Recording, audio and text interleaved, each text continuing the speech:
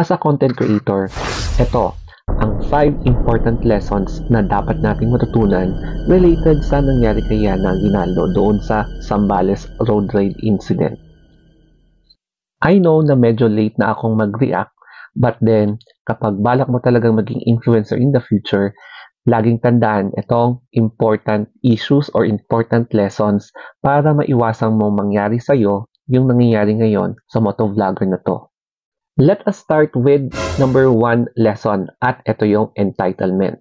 Napansin kasi natin na after the incident, ang dami niyang mga comments na nakapag-trigger or hindi natin alam, baka there is a rage na baiting, kaya nagkakaroon pa ng more followers, more engagement. So, maraming kita, di ba?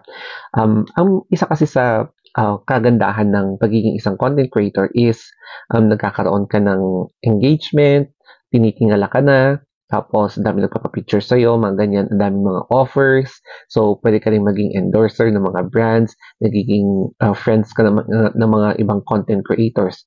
Yun nga lang kasi, ang isa sa mga pwedeng result nito is magiging entitled ka na, mga ganyan. So, hindi natin may iwasan na may mga ganyang content creators. And at dahil dyan, dadami din ang mga bashers mo.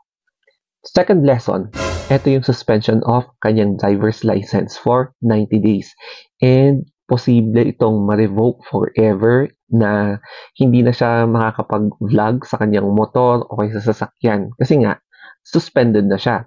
So, ito ang lesson na lagi nating tandaan na we should be very careful kapag nag-video at nag-upload kasi hindi natin alam. Pwede mag-viral yung mga videos natin na hindi natin ine-expect. Tapos, baka sa content ng video na yan, makikita talaga yung mga ebidensya. At yun nga ang nangyari kay Yana. In which nakitaan talaga na mga fault yung video na yon, yung pag-uugali niya, yung eksena niya sa pagmumotor. So, ang ending is na-revoke yung kanyang license by LTO. Yung third lesson naman natin is maharap ng posibleng patong-patong na case si Yana.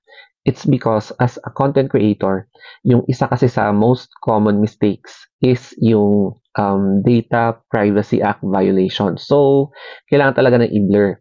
Yun nga lang kasi yung nangyari sa video, hindi niya blur yung lalaki sa video na nag-viral. So, the probable case na pwedeng isampa sa kanya is yung violation of Data Privacy Act.